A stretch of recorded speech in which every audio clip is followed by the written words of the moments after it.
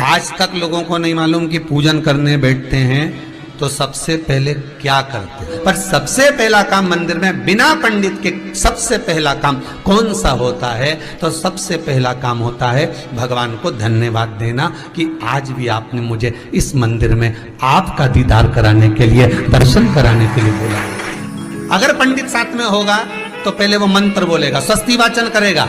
स्वस्ति वाचन करने में उसको अर्थात भगवान के लिए भी प्रसन्नता और आपके लिए भी प्रसन्नता। पर आपके पास कोई ब्राह्मण नहीं, आपको कोई स्तुति नहीं आती, आपको कोई मंत्र नहीं आता, आपको कोई साधना नहीं आती, आपको कोई तप नहीं आता, पर आप इतना तो कर सकते हो कि भगवान के मंदिर में जाकर उनको धन्यवाद दे सकते हो कि तेरी कृपा है जो मुझे चलकर यहां तक बुला लिया, 2 कदम चलाया, यहां तक बुलाया, ये तेरी कृपा है। और बड़ी कृपा करी जो डलिया भर के पूजन का सामान भी लाई, बड़ी कृपा करी जो दूध भरकर भी लाई, बड़ी कृपा करी जो कलश भरकर भी लाई। कितने लोगों का फायदा है कलश भरकर मंदिर ले जाने में? देखिए जरा कितने लोगों का फायदा।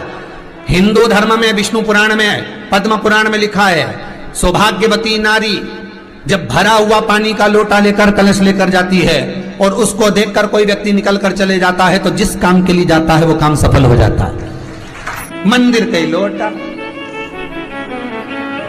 मंदिर का ही पानी, सिर पे पल्लू लेके हर हर महादेव, बस शिव जी के चढ़ा रही और इतने प्रेम से रिझा रही। अब फ्री का पानी था तो एक लोटे में मन भी नहीं माने। अरे करा तो भगवान के सम्मुख में पहुंचकर अगर आप जल का पात्र भी लेकर जा रहे हो, भरा हुआ लेकर जा रहे हो, तो कितनी प्रसन्नता की बात है।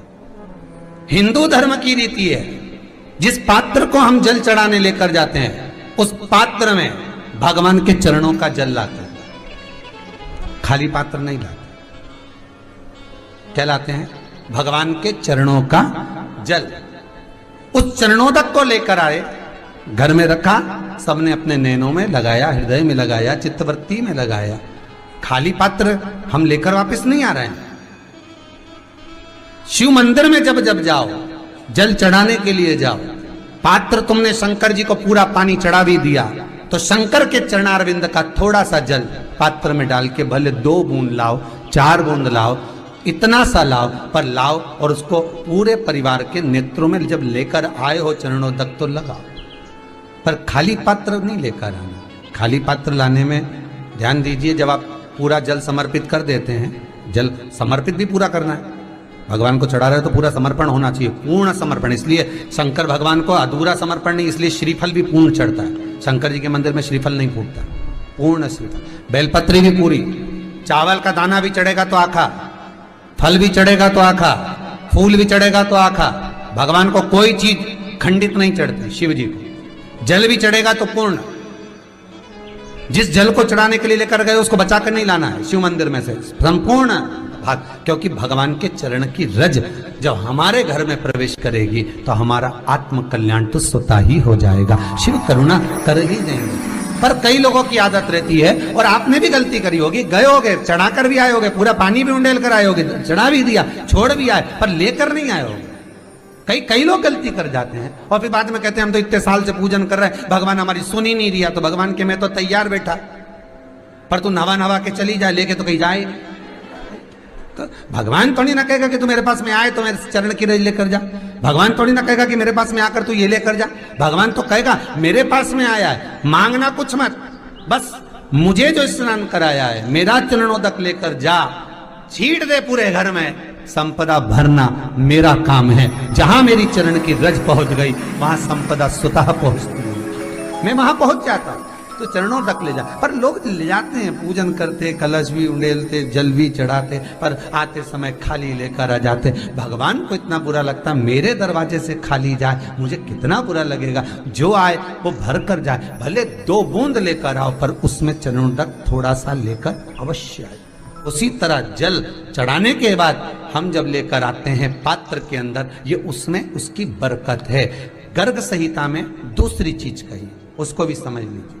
गर्ग संहिता में कहा गया, जब आप घर से जल लेकर जाते हो भरकर, तो ये सृष्टि की जितनी नदियां हैं, पृथ्वी पर जितनी नदियां विद्यमान हैं, जितने तालाब, जितने सरोवर, जितने कुंड, जितने विराजमान हैं, उन सारे तीर्थों का जल जब आप घर से लेकर निकलते हो तो वो तीर्थ का संपूर्ण जल आपके कलश में आ जाता है। और जब आप उस जल को शिव पर समर्पित कर देती हो और 2 बूंद चरणादक लेकर जब जाती हो तो शिव महापुराण गर्ग संहिता पद्म पुराण कहती है वो जल साधारण नहीं रहता, वो गंगा जल बनकर तुम्हारे घर को पवित्र करने के लिए पहुंच जाता है। वो पवित्र गंगा जल बन जाए, उसको लेकर प्रवेश कर जाए। हम बार बार कहेंगे भगवान के मंदिर जब भी जाओ ना, चेहरे पर प्रसन्नता होना चाहिए।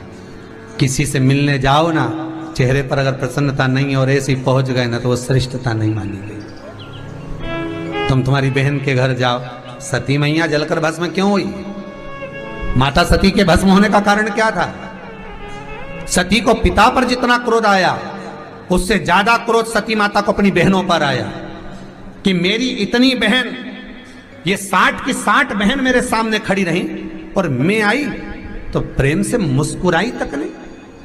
आप किसी के यहाँ जाओ और कोई के यहाँ पहुंचे और जाते से ही आप उस पहुंचे और कहा जी जी राधे राधे, जय श्री कृष्णा, हर हर महादेव, श्री शिवाय नमस्तुभ्यम, ओम नमः शिवाय आपने बोला और उसके चेहरे पर प्रसन्नता नहीं आया तो ऐसे घर में जाने से कोई फायदा है क्या? और आप किसी के यहाँ जा रहे हो तो आपके चेहरे पर भी प्रसन्नता होना चाहिए, सामने वाले को तो हो, आपके भी चेहरे पर भी। मंदिर में जब जब जाएं, गुरु के दरवाजे पर जब जब जाएं, परमात्मा के चरणारविंद में जब जब जाएं, माता पिता के चरणों में जब जाएं, घर के बुजुर्गों के पास जब जाएं तो तुम्हारे चेहरे पर प्रसन्नता होना चाहिए। भगवान को भी लगे दुख भले है इसको पर चेहरे पर प्रसन्नता है, इसको अब दुख नहीं देना।